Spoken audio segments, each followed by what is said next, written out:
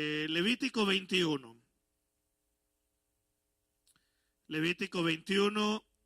Tengan lista la porción ahí de la palabra. En un momento vamos a dar lectura a parte de esta porción de la Escritura. Hemos estado hablando en los últimos días sobre el tabernáculo y lo que significa, todo lo que implica, tanto para el pueblo de Israel como para el pueblo cristiano en general.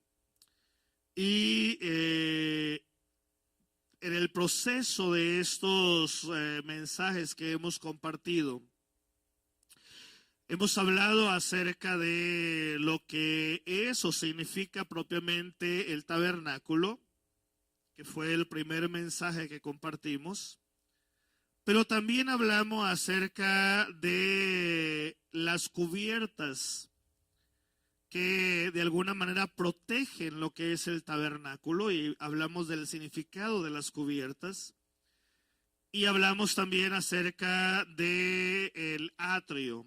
Esto lo compartí el viernes por la noche. El atrio y lo que significa, lo que representa o el mensaje que Dios transmite a través del atrio. Hoy compartiré otra figura que vemos en el tabernáculo que está representado por una persona y se le conoce como el sumo sacerdote. En la meditación de esta mañana no tendremos el tiempo para ver qué significa toda la vestimenta del sumo sacerdote. Lo veremos en el siguiente mensaje con la ayuda de Dios. Y también lo que normalmente el sumo sacerdote utilizaba, que es el aceite de la unción. Esas dos cosas, la vestimenta como el aceite de la unción, lo compartiremos en mensajes distintos al de esta mañana. Hoy trataré el tema propiamente de lo que es, o la figura que, el mensaje que Dios da, a través de la figura del sumo sacerdote. Para esto, ahí en Levítico capítulo 21, vamos a dar inicio a la lectura desde el verso 1. Nos dice la palabra: Jehová dijo a Moisés: habla a los sacerdotes, hijos de Aarón. Aarón era hermano de Moisés y fue el primer sumo sacerdote. Y diles que no se contaminen por un muerto en sus pueblos, más por su pariente cercano, por su madre o por su padre, o por su hijo o por su hermano, o por su hermana virgen a él cercana, la cual no haya tenido marido, por ella se contaminará. Aquí es una advertencia directa de parte de Dios de que el que llegue a ser el sacerdote en el pueblo de Dios tiene que cuidarse en todas las áreas, desde el aspecto de no acercarse a algo inmundo, en este caso una persona que muere, un cuerpo, que era como se manejaba en la antigüedad, aún ante la familia muy cercana que moría, ya sea papá, mamá, hijos, esposa, no debía acercarse para no ser contaminado. Y también habla del acercamiento físico dentro del ámbito de la familia, al punto de que tenía que cuidar físicamente su acercamiento, inclusive, dice Dios, hasta con su hermana, hasta ese grado. En otras palabras, el sacerdote llamado por Dios tenía que cuidar de no caer en pecado en todas las áreas, dentro de su hogar como fuera de su casa. Continuamos la lectura, dice el versículo 4. No se contaminará como cualquier hombre de su pueblo. haciéndose inmundo. No harán tonsura en su cabeza, o sea, raparse la cabeza, ni raerá la punta de su barba, ni en su carne harán rasguños. Santos serán a su Dios, y no profanarán el nombre de su Dios, porque las ofrendas encendidas para Jehová, y eso lo hablaremos después en otro mensaje, y el pan de su Dios ofrecen, por tanto, serán santos. Versículo 7, con mujer ramera o infame no se casarán, ni con mujer repudiada de su marido, o sea, con una mujer que haya sido divorciada, para que se pueda entender. Porque el sacerdote es santo a su Dios. Le santificarás, por tanto, pues el pan de tu Dios ofrece. Santo será para ti, porque santo soy yo, Jehová, que os santifico. Y la hija del sacerdote, si comenzare a fornicar a su padre, deshonra, quemada será al fuego. Imagínense cómo era en la antigüedad, tan drástico era así. Aunque si la hija o los hijos hacían lo incorrecto, esos hijos tenían que morir por fuego, porque contaminaban la función sacerdotal del papá. Versículo 10. Y el sumo sacerdote, que es a donde quiero llegar, y el sumo sacerdote entre sus hermanos, sobre cuya cabeza fuere derramado el aceite de la unción, y que fue consagrado para llevar las vestiduras, no descubrirá su cabeza, ni rasgará sus vestidos, ni entrará donde haya alguna persona muerta. Ni siquiera por su padre ni por su madre se contaminará.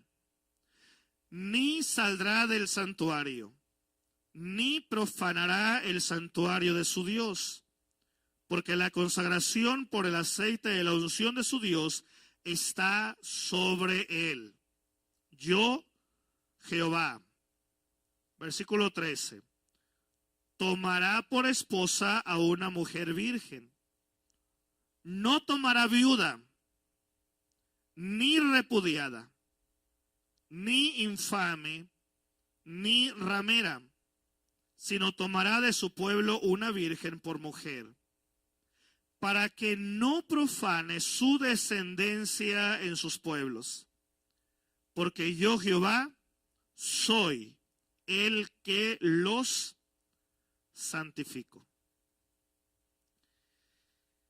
Hay dos cosas que tenemos que entender con respecto a la función del sumo sacerdote en el Antiguo Testamento. La primera es que no cualquiera podía ser sumo sacerdote. Tenían que pasar dos cosas para que un sacerdote llegase a ser sumo sacerdote en Israel. La primera es que Dios le haya llamado específicamente para esa función. Y el llamado de Dios no quedaba solo entre Dios y la persona que Dios llamaba para ser sumo sacerdote, sino que el pueblo podía ver claramente que esa persona había sido llamada por Dios. Dentro de este contexto hay que aclarar que los únicos que podían ser sacerdotes eran los descendientes de Aarón, el hermano de Moisés. De ahí viene el orden sacerdotal. Y de ahí viene la tribu que se convierte en la figura sacerdotal en el pueblo de Israel. Pero aún así, aunque una persona fuera descendiente de Aarón, aunque una persona fuera de la tribu de los sacerdotes, no podía llegar a ser sumo sacerdote solo porque era de la familia o de la tribu, sino que tenía que recibir un llamado particular, especial, dado por Dios. En dicho llamado, cuando era confirmado, primero por Dios, luego por la familia sacerdotal y posteriormente por el pueblo, que ya había toda la evidencia, no había ninguna duda de quién era el ungido por Dios o el llamado por Dios para esa función, era cuando procedían a ungirlo con aceite, el llamado aceite de la unción, que luego predicaremos sobre el significado y las implicaciones en el Nuevo Testamento. La otra cosa que tenemos que entender sobre el sumo sacerdote es que esta persona que era de la familia sacerdotal y llamado por Dios y ungido para ser el sumo sacerdote, tenía que tener un estilo de vida totalmente diferente a el resto de las personas, en todo sentido. La exigencia dada por Dios para él no era la misma que se pedía al resto de la población.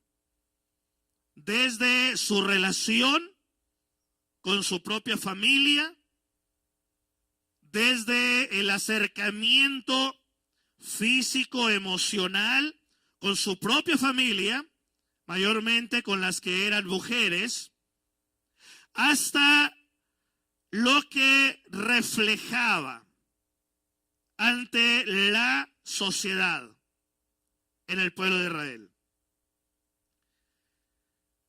El comportamiento de esta persona debía ser en todo totalmente distinto.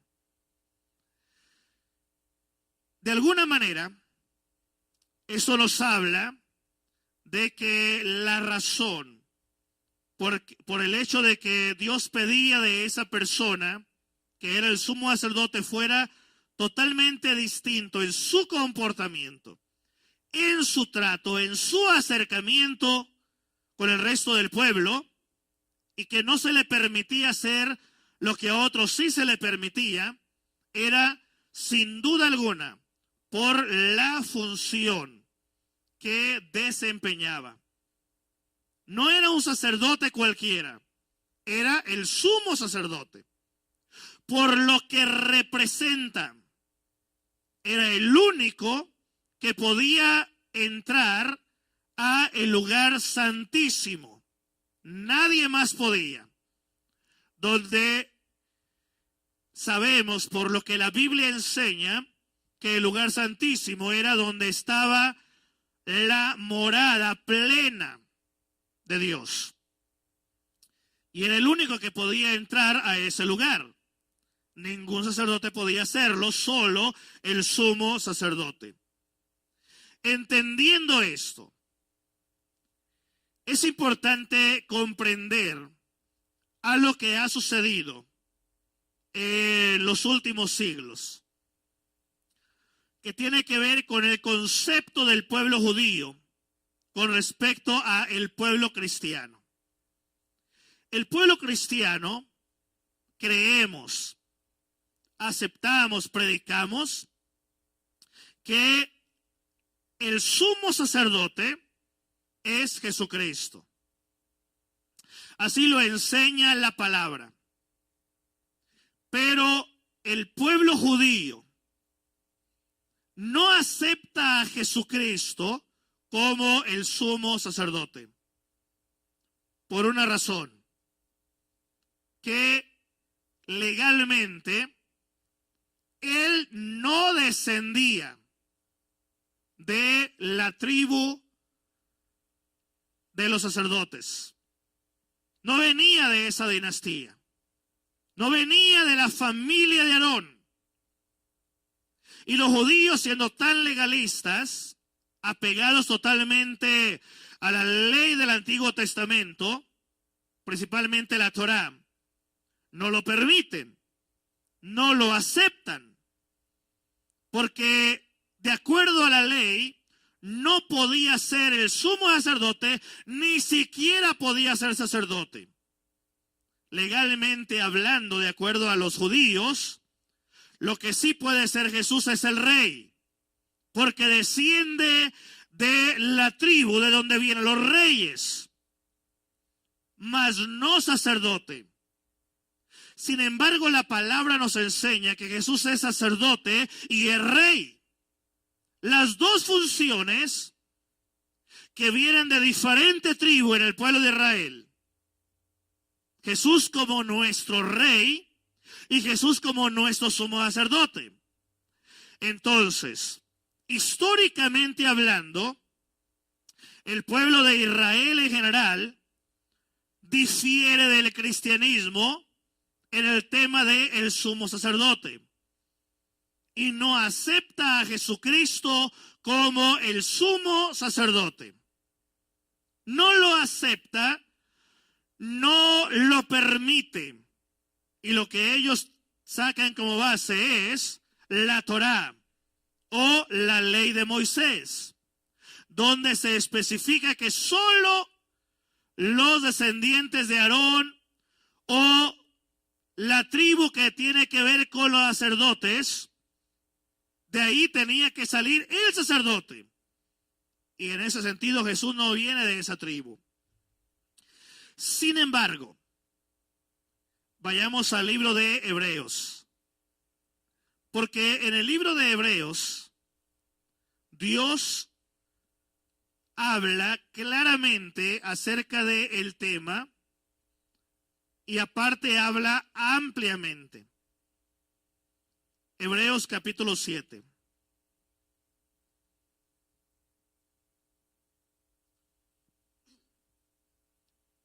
En Hebreos capítulo 7, Dios trata el tema abiertamente de lo que implica ser el sumo sacerdote, no solo para el pueblo de Israel, sino para la humanidad entera.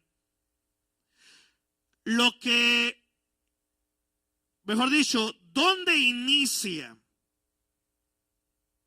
el punto del sumo sacerdote y quién es realmente el sumo sacerdote? Hablo todo esto para entrar en el contexto y podamos entender la función de Cristo Jesús el día de hoy, porque Él es nuestro sumo sacerdote.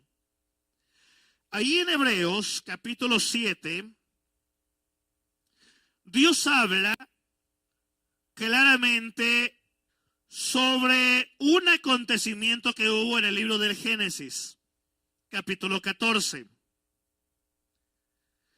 Ahí en Génesis 14 se narra que cuando Abraham fue a rescatar a su sobrino Lot y peleó contra quien había esclavizado a su sobrino y gana la batalla y rescata a su familia, al regresar a la tierra, llegaron o pasaron por una ciudad, la ciudad de Salem, o el reino de Salem, o el reino de paz.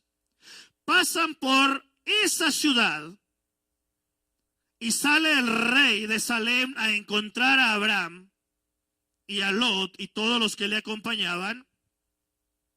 Y cuando Abraham ve al rey de Salem o el rey de paz, llamado Melquisedec, hay una conversación entre ellos y Dios aclara desde el Génesis que ese Melquisedec, que ese personaje del cual nos habla la palabra, de alguna manera desde él viene la descendencia, digamos, de Jesús como el sumo sacerdote. Y Abraham le da los diezmos de todo el botín, lo que habían recuperado en la guerra. Y sobre este acontecimiento, el escritor de Hebreos habla abiertamente ahí en el capítulo 7. Y dice la palabra: porque este Melquisedec, del cual habla Génesis, rey de Salem, o rey de paz, sacerdote, fíjense bien, del Dios Altísimo, que salió a recibir a Abraham, que volvía de la derrota de los reyes, y le bendijo, a quien asimismo dio a Abraham los diezmos de todo, cuyo nombre significa primeramente Rey de Justicia, y también Rey de Salem, esto es Rey de Paz, sin padre, sin madre, sin genealogía, que ni tiene principio de día ni fin de vida, sino hecho semejante al Hijo de Dios, permanece sacerdote para siempre. ¿Qué es lo que Dios transmite a través de esta palabra en el libro de Hebreos? El escritor de Hebreos está aclarando dónde inicia el verdadero sacerdocio dado por Dios. Y aclara que el sacerdocio dado por Dios no inició en el pueblo de Israel. Porque cuando inicia el sacerdocio, Israel todavía no existía. Abraham todavía ni siquiera había nacido. De alguna manera Dios está aclarando un punto al pueblo de Israel y le dice: están equivocados. Ustedes no aceptan que el Hijo de Dios, o sea Jesucristo, es el Rey de Israel y es el sumo sacerdote, el que intercede y clama no solo por Israel, sino por la humanidad entera, porque pone como base una regla humana destinada para el pueblo de Israel, que dice que los únicos que pueden ser sacerdotes tienen que ser de la descendencia de Aarón. Pues ahí le va, le dice Dios a través del escritor de Hebreos. Quiero aclararles que el sacerdocio no nace en Israel. El sacerdocio real que viene de Dios es mucho más antiguo de cuando el pueblo de Israel comienza en la historia de la humanidad. Y el sacerdocio de Jesucristo no viene del sacerdocio de Aarón. El sacerdocio de Cristo viene del sacerdote más antiguo llamado Melquisedec, donde la Biblia aclara que ese personaje no hay genealogía, no tiene nombre de papá, no hay nombre de mamá, no se sabe de los hermanos de él, no se sabe de dónde viene, solo que aparece en la historia en un momento dado, cuando Abraham llega a su tierra y empieza de alguna manera una conversación entre ellos, y Abraham entiende que ese hombre es sacerdote del Dios Altísimo. Entonces, mi hermano, mi hermana, el sacerdocio, para que quede claro, no viene de Israel. Es mucho más antiguo. En Israel Dios pone la figura porque es su pueblo. Y aquí es algo que tenemos que entender para comprender el Nuevo Testamento y para entender el libro de Hebreos y entender el libro de Apocalipsis. Porque tanto Hebreos como Apocalipsis muestran una y otra infinidad de veces que Jesucristo, el Hijo de Dios, el que nació en el pesebre y murió en la cruz del Calvario y resucitó de entre los muertos, es sacerdote del Dios Altísimo, pero también es el Rey de Reyes y Señor de Señores. Las dos funciones que en la ley de Israel era imposible que se juntaran.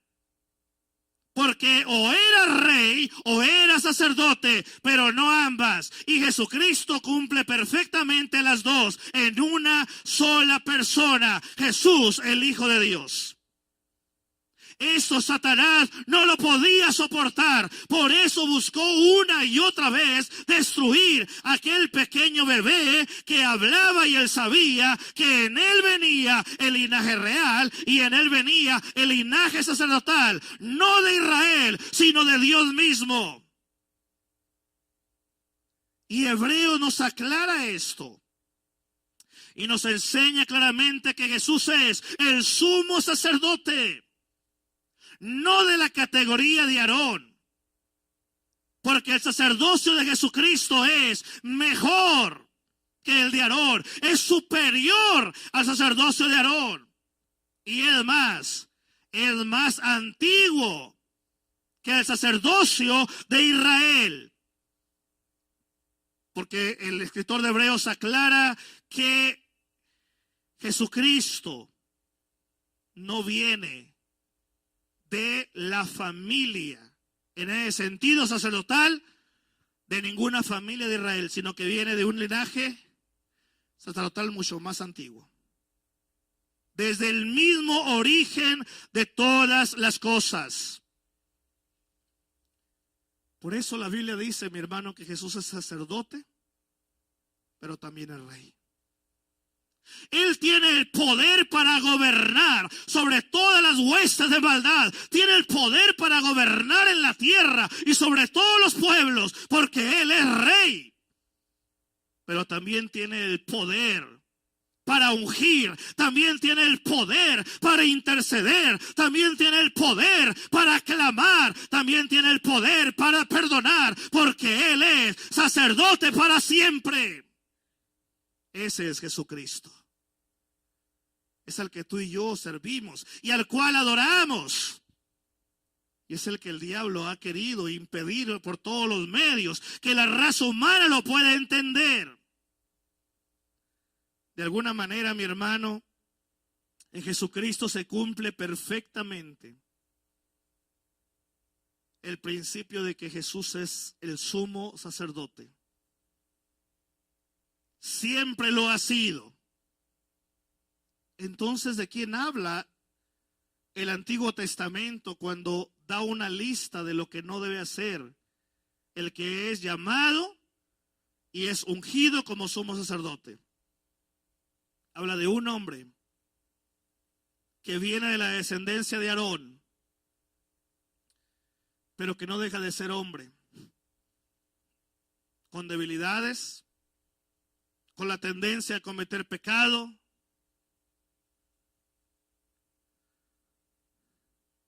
Tan al descubierto queda la fragilidad del sacerdote humano, como lo tenía el Antiguo Testamento en Israel, que hay dos cuadros en la Biblia que narran perfectamente el fracaso de el sacerdocio de acuerdo al linaje de Aarón. El primero de ellos, cuando Moisés sube al monte Sinaí y está arriba de la montaña, donde pasa bastante tiempo, más de un mes arriba de la montaña, teniendo un contacto directo con Dios, una comunión íntima con el Señor, donde Dios le da los 10 mandamientos a Moisés. Y cuando desciende de la montaña, se encuentra el alboroto, que ya hemos hablado de ello, en el pueblo, y encontramos a Israel adorando a un becerro de oro. Resulta que Aarón era el sumo sacerdote. ¿Y a quién le pidió el pueblo que le hiciera un ídolo? Que representara a Dios a quien poder adorar. Resulta que le dijeron al sumo sacerdote. Y Aarón, siendo el sumo sacerdote, accedió al pecado generalizado del pueblo. Permitió que toda la nación cometiera pecado de idolatría. Ahí fracasó el sacerdocio humano. Con ese testimonio Dios está transmitiendo que era imposible que una descendencia del hombre llegase a ser el sumo sacerdocio para la eternidad. No era posible, porque en el hombre hay pecado.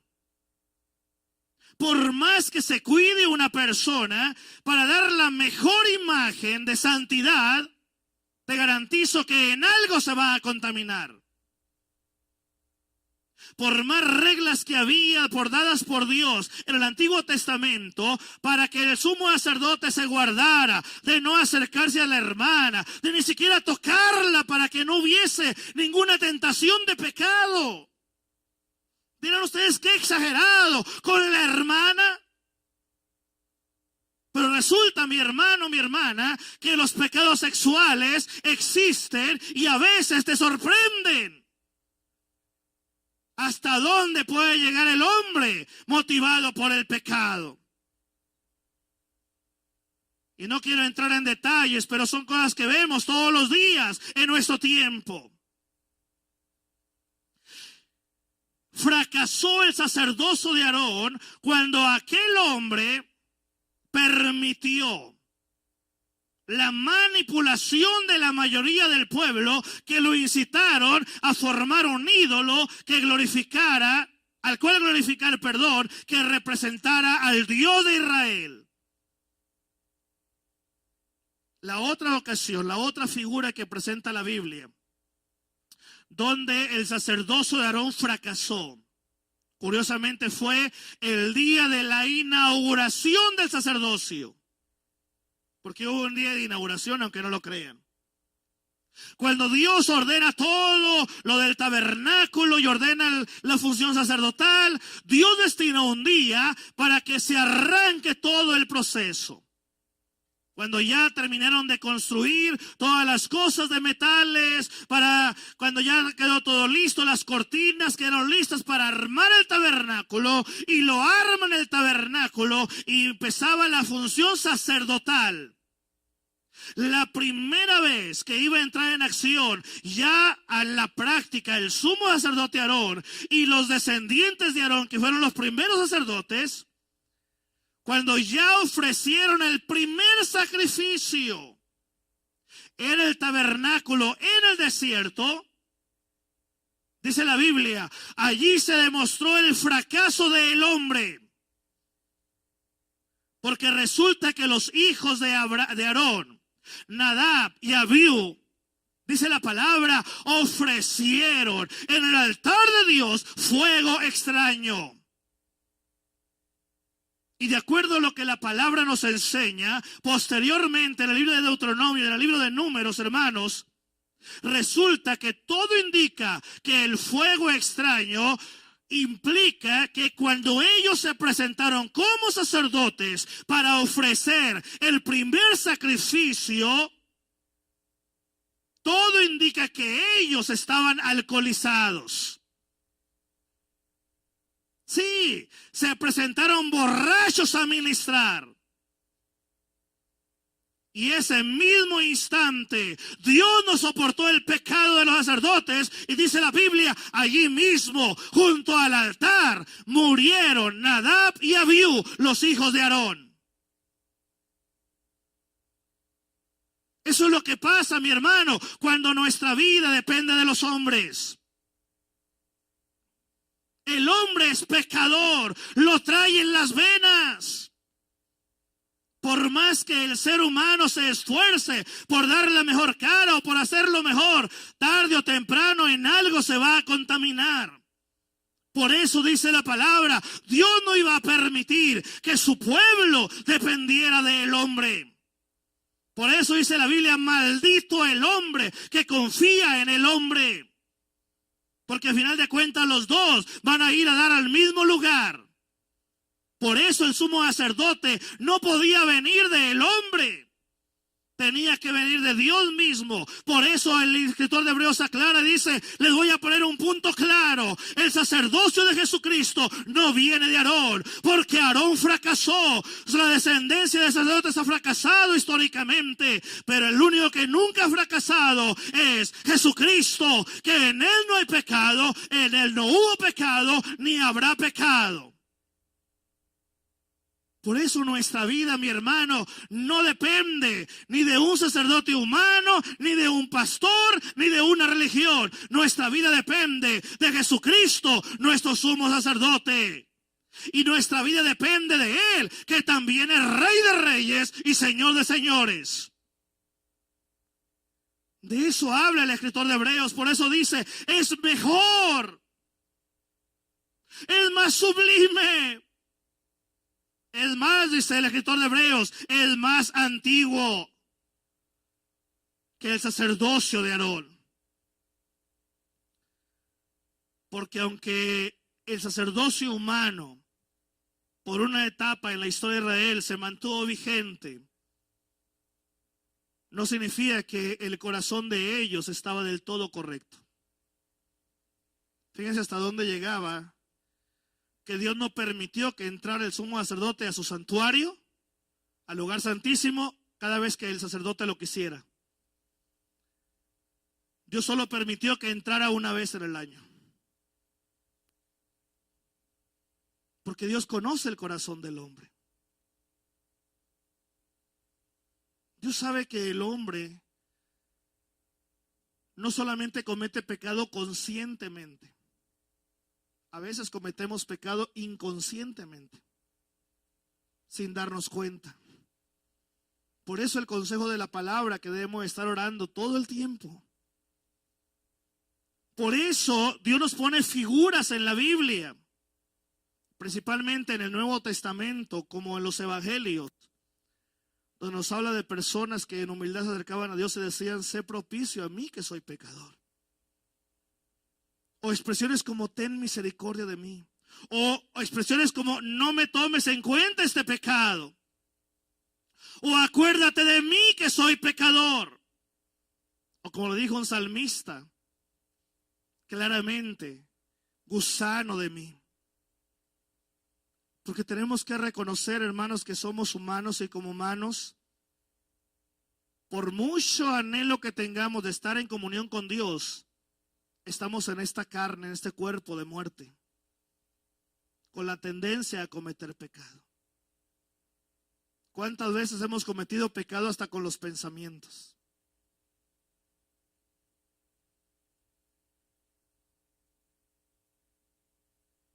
Entonces, mi hermano, he ahí la importancia de entender la figura del sumo sacerdote en el tabernáculo. Dios tuvo que valerse de una figura humana, ciertamente, la descendencia de Aarón, pero solo como una figura. El sumo sacerdocio de la eternidad no depende de Aarón, depende de Jesucristo. Él es el sumo sacerdote. La figura en el Antiguo Testamento y principalmente en el tabernáculo era una, vaya la expresión, una figura de Jesucristo. El único que puede estar a la diestra del Padre todo el tiempo. De hecho, así dice la palabra, que Él está actualmente a la diestra del Padre, haciendo la función sacerdotal, o sumo sacerdotal, mejor dicho, intercediendo por nosotros. Algo que el hombre no puede hacer. Ningún ser humano, solamente Jesucristo. Por eso la iglesia ha prevalecido a través de los siglos, a pesar de las persecuciones, a pesar de la oposición, a veces de la misma familia, a pesar de las trabas que, siendo sinceros, provoca el enemigo dentro del pueblo de Dios. ¿Por qué? ¿Por qué ha prevalecido a través de los siglos? Porque la iglesia no depende del hombre. Depende de Jesucristo, nuestro sumo sacerdote y nuestro Rey y Señor. es Él el que da la fortaleza para seguir adelante. Por eso constantemente los salmistas hablaban de ese acercamiento con Él. Y claramente nos decían una y otra vez expresiones como Jehová es mi pastor. O los profetas que decían que clamemos a Él. Entonces, mi hermano, nuestra mirada debe de estar puesta en Jesucristo. Hay una responsabilidad que los sumos sacerdotes tenían en el Antiguo Testamento. No era la única, pero quiero mencionarla rápidamente para tener el contexto, porque esto nos va a ayudar a entender el siguiente mensaje cuando predicaré acerca de la vestimenta. ¿Y qué significa cada parte de la vestimenta del sumo sacerdote? Porque cada parte tiene un significado espiritual y cada parte habla de Jesucristo. Pero hay una responsabilidad que el sumo sacerdote tenía principalmente cuando desmontaban el tabernáculo. El sumo sacerdote era el portador o el único que tenía autorización por Dios de transportar 4 elementos. Nadie más podía hacerlo. Ningún sacerdote lo podía hacer, solo el sumo sacerdote. Cuando desmantelaban el tabernáculo para moverse del lugar, y ya que lo levantaban en otro lugar en el desierto, toda esa trayectoria, esos 4 elementos tenía que tenerlos con él el sumo sacerdote. El primero de ellos era el aceite del alumbrado.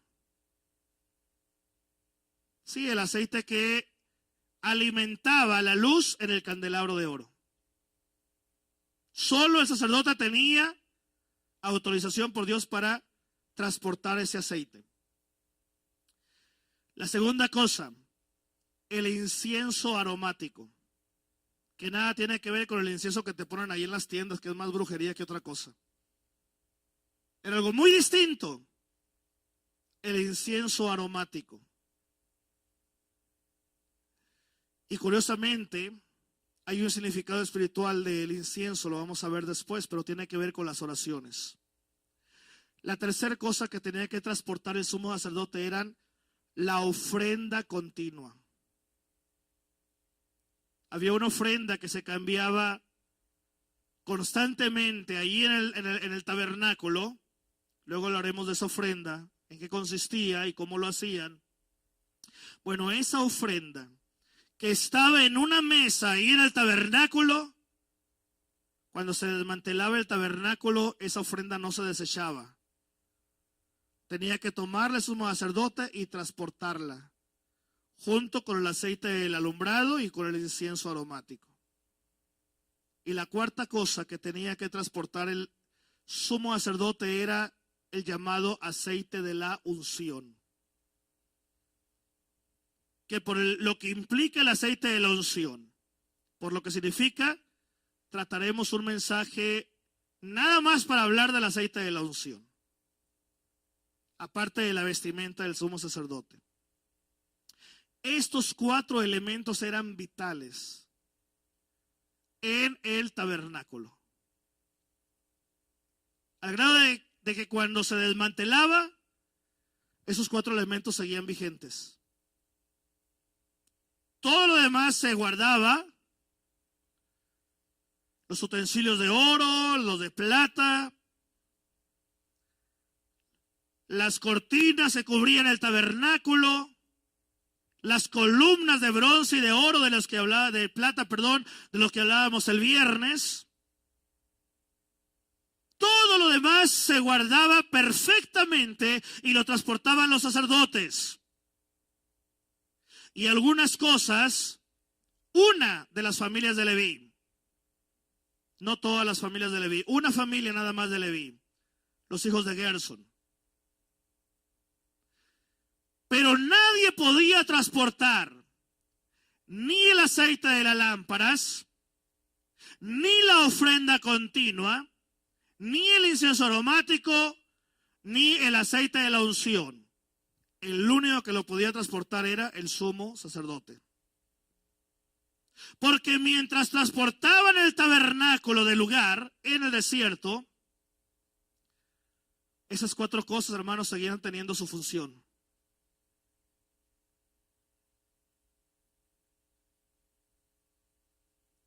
El aceite de la unción seguía vigente, la ofrenda seguía vigente, el incienso seguía vigente y el aceite de la lámpara estaba activo.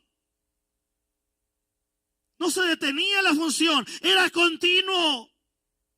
Lo único que pasaba era que el tabernáculo lo acomodaban de tal manera para transportarlo, pero el sumo sacerdote continuaba con aquella función. Temporalmente el sumo sacerdote hacía la función de el tabernáculo en un sentido. Seguía vigente todo ello. En otras palabras, hermanos, sin estos 4 elementos no sería posible el ministerio del tabernáculo.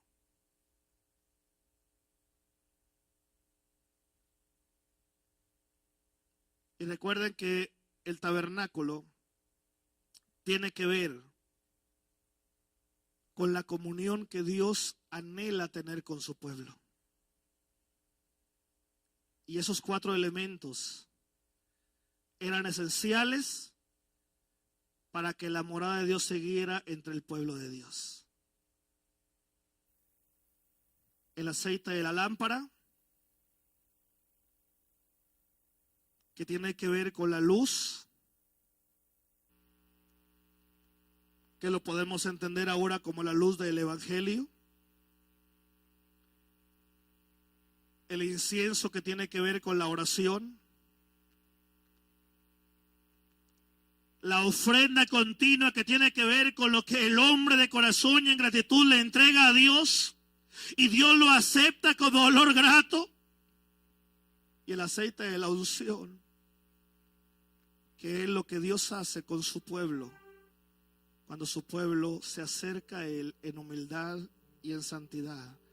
Dios ministrando a su pueblo. Y mientras el tabernáculo se movía del lugar, imagínate el cuadro. Todo era un orden.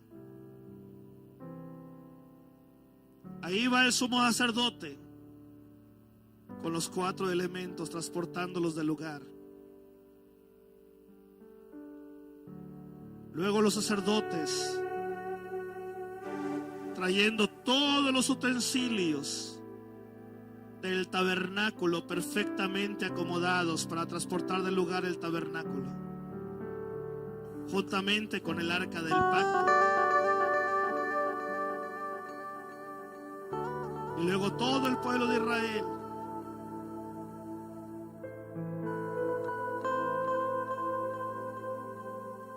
observando todo el proceso, demostrando que el pueblo se movía cuando Dios se movía, y demostrando con ello que el pueblo de Dios nunca está solo, Dios siempre está con él, y que nuestra mirada no está puesta en el hombre, sino debe de estar puesta en Dios. Mis hermanos,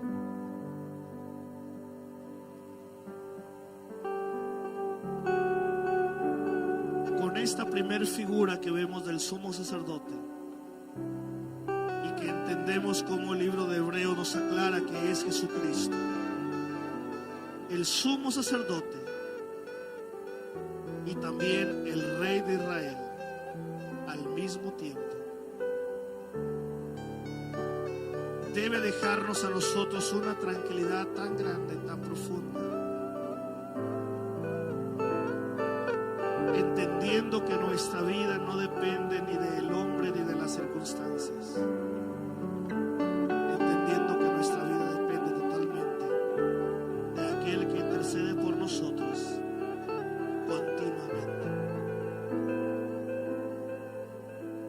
En su momento hablaremos acerca de esos 4 elementos, cada uno de ellos en su significado profundo. Pero basta en esta mañana decir: Señor, gracias, sino que tú eres mi sumo sacerdote. Ahora entiendo que mi vida, Señor, para nada depende de los hombres, sino que depende de ti. Si dependiera de los hombres, hermanos, aquí sí que estaríamos perdidos todos, ¿no? Imagínate nada más. Cuando podemos fallar hasta inconscientemente, ¿qué se espera de nosotros? Donde a veces ni cuenta nos damos que cometimos pecado. Pero bendito sea el Señor, que en Él no hay pecado. Yo te invito a ponerte en pie, mi hermano, y que juntos oremos a nuestro Dios en esta mañana.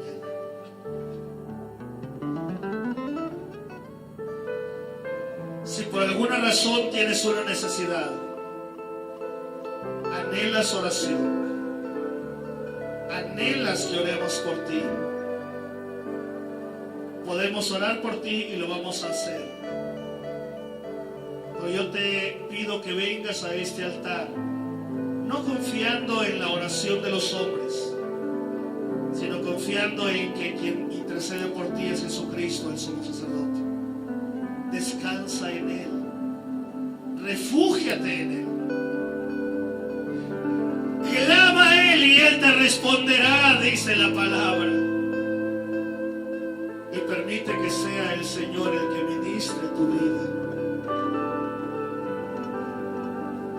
Si tu necesidad, mi hermano, mi hermana,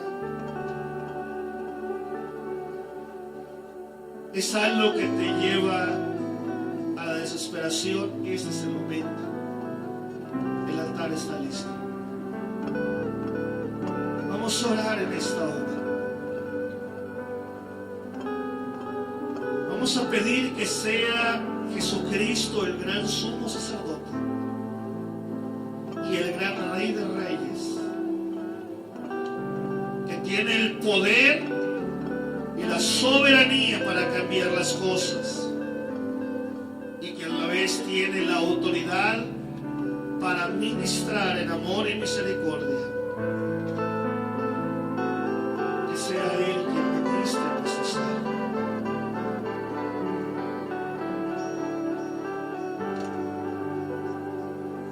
Dice la palabra, en Él esperaré. No temeré lo que me pueda hacer el hombre.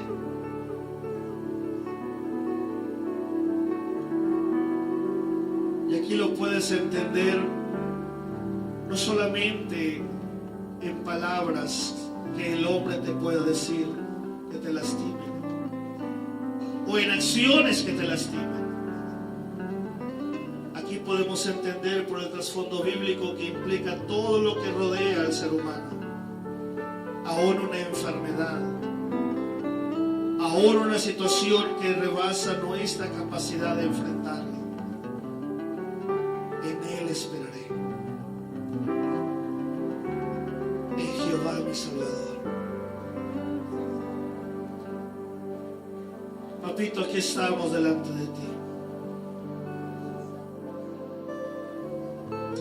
Oro que en el nombre de Jesucristo, por eso oramos en este precioso nombre, en el nombre de Jesucristo.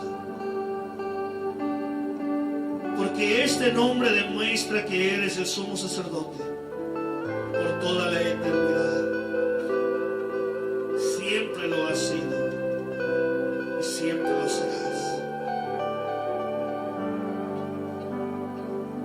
Tú, como nuestro gran sumo sacerdote, mi Dios, intercedes por nosotros. Y sabemos que nuestra vida está segura en tus manos. Por eso, en el nombre de Cristo, pongo en tus manos a tu rebaño, mi Dios. Y oro bendigas en grande manera a tu pueblo. Toda necesidad, mi Dios, sin duda está en ti, Señor, segura. Y verdaderamente tenemos la tranquilidad de que con seguridad vendrá la victoria, vendrá la bendición. Yo no sé, mi Dios, si llegará en la manera como la esperamos, pero eso no debe ser motivo de tristeza, sino que debe ser motivo de grande alegría, sabiendo que nuestra vida está en tus manos.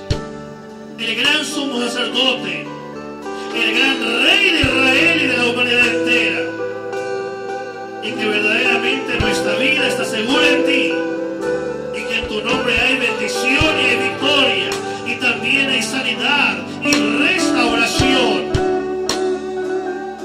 Padre, ruego bendigas a tu iglesia plenamente y permite que en el nombre glorioso de Jesucristo cada uno de mis hermanos se levante fortalecido, sabiendo que tú eres nuestro Dios y que verdaderamente somos el pueblo en tu rebaño, Señor. Somos ovejas de tu mano.